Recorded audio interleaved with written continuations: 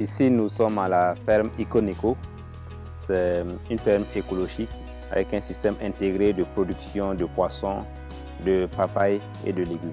Donc, l'eau est d'abord utilisée pour l'élevage du poisson et après évacuation de l'eau des bassins piscicoles, l'eau est utilisée soit pour l'arrosage des papayes ou des légumes. La ferme a été installée depuis mai 2018, bien sûr d'abord par la réalisation du fourrage.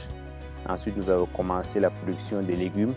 En novembre 2019, nous avons commencé la production des poissons. La première motivation pour l'installation d'une telle ferme, c'est d'abord parce que ça me passionne de produits. Comme un penseur l'avait dit, il faudrait que nous arrivions à passer d'une communauté de consommation vers une communauté de production. Et moi, j'ai toujours voulu faire de la production. Mais le fait que cette ferme-là soit en centre-ville, ça permet aussi de montrer à un certain nombre de jeunes, mais aussi à des adultes, qu'il est possible de produire de façon écologique et d'être rentable.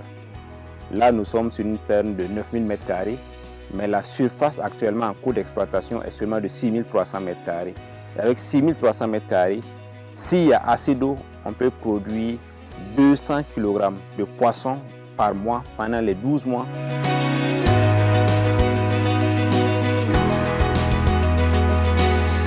On peut considérer la ferme comme étant un espace d'expérimentation, mais je préfère la considérer comme une base sur laquelle je vais avancer. Donc après la ferme de Fada, il y aura aussi une ferme à Ouaga et si tout va bien, il y en aura dans d'autres villes.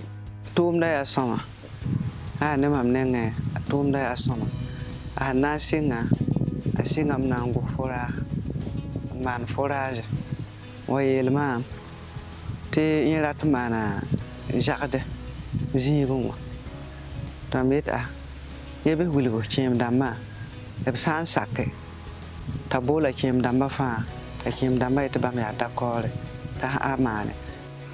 Les investissements, ça se fait par palier. La base, c'est d'avoir déjà les bassins, les contenants, ou ça peut être des bassins, ça peut être des étangs. Toujours est-il qu'il faut avoir l'espace sur lequel on va élever les poissons.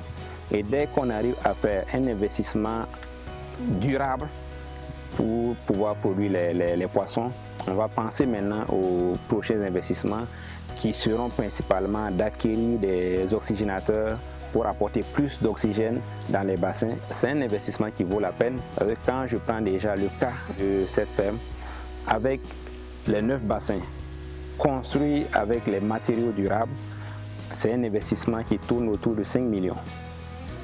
Avec un fourrage, si on a la chance d'avoir un très bon débit, les oxygénateurs ne coûtent pas du tout cher. On a des oxygénateurs à 125 130 000, ici même au Burkina. Et rien qu'avec ça, on peut avoir 200 kg minimum de poissons chaque 6 mois. Je ne dis pas que l'aviculture n'est pas passionnante, mais je trouve la pisciculture plus passionnante. Et surtout que dans mon contexte, c'est-à-dire la production saine, la production agroécologique, la pisciculture me permet d'avoir un système intégré. Parce qu'avec l'eau qui est utilisée, on peut utiliser de grosses quantités d'eau pour produire les poissons, mais cette eau n'est pas jetée. L'eau qui est utilisée pour la pisciculture, après évacuation dans les bassins, bien sûr ça devient une eau très riche en éléments nutritifs.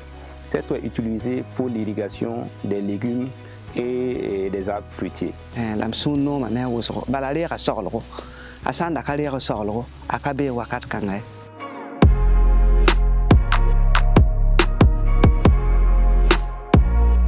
À l'OCADES ici, je suis responsable suivi évaluation et en même temps, je suis chargé de projet pour certaines thématiques. Nous sommes dans des contextes où, quand vous employez une personne, il faut être sûr que vous ne pouvez pas le mobiliser à 100%.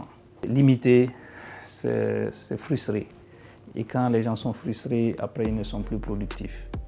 Donc pour moi, bon, je laisse faire et je fais confiance, pourvu que ce que je leur demande comme travail, que ça puisse être livré et aussi cela avec la qualité, quoi. C'est vrai que l'idéal aurait été pour moi d'être à temps plein sur les activités de la ferme pour vraiment pouvoir développer et comme il se doit cette ferme-là. C'est toujours en perspective. Mais pour le moment, c'est une question d'organisation. Les revenus actuels de la ferme ne me permettent pas de vivre et de continuer à m'occuper de tous ceux qui travaillent à la ferme. Forcément, si je suis déjà à ce stade avec la ferme, sans un appui particulier d'une structure, d'une ONG, d'un projet, c'est parce que les fonds viennent directement de mes poches. Et donc, il me faut obligatoirement avoir un certain revenu régulier qui me permette vraiment de continuer de payer les prêts qui ont été contractés sur la base du salaire, tout en payant les salaires de ceux qui travaillent à la ferme.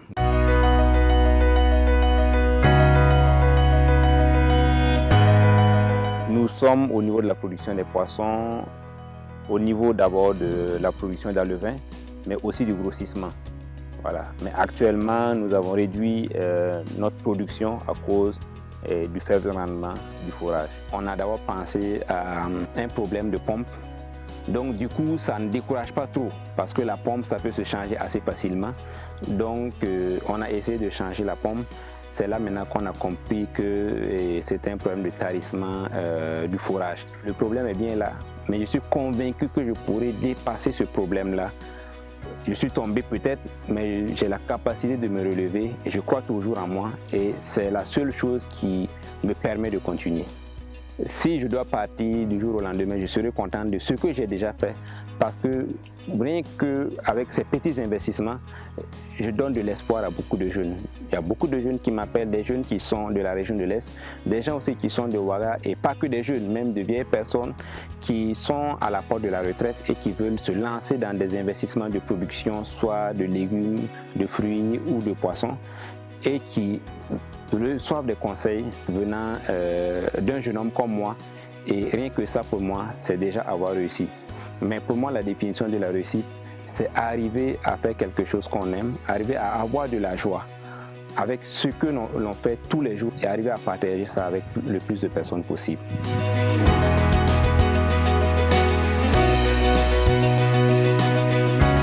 C'est avec lui que je prends les alevins. Je fais une formation en ligne, pisciculture. Donc j'en ai parlé, je disais j'avais des problèmes pour faire venir des alevins de Ouaga. Oui, c'est une très bonne initiative. Je l'ai appelé le fournisseur têtu. Voilà, parce qu'il ne s'était pas contenté seulement de me livrer les alevins. C'est lui qui a suivi tous les travaux de réalisation des bassins jusqu'au bout avec ses exigences. Après la livraison aussi, c'est lui qui fait toujours le suivi. Voilà, je ne suis pas sur place, je sers dans une autre ville. Voilà, donc c'est lui qui fait le suivi. Nous aussi, nous sommes de cœur avec lui, nous l'accompagnons comme nous pouvons et nous sommes vraiment très contents de ce qu'il est en train de faire. Voilà, parce que ce sont des initiatives très rares et vraiment il y croit et nous ne pouvons que être fiers de ce qu'il est en train de faire. Le terrain est vraiment situé en centre-ville. J'aurais pu parceller, vendre et me faire beaucoup d'argent, mais je ne pense pas que c'est ainsi que je pourrais impacter ma communauté. Je pense que tous voulons impacter notre communauté, tous voulons être un exemple pour d'autres jeunes, tous voulons voir demain des gens derrière qui nous prennent comme exemple pour pouvoir avancer, pour pouvoir faire quelque chose de grand. Parce que moi, je prends aussi comme exemple des gens qui ont fait des choses, qui ont réussi dans leur vie. Et c'est grâce à ces exemples-là que j'arrive à avancer. Et j'aimerais aussi être un exemple où, s'il peut être une lumière pour ma communauté.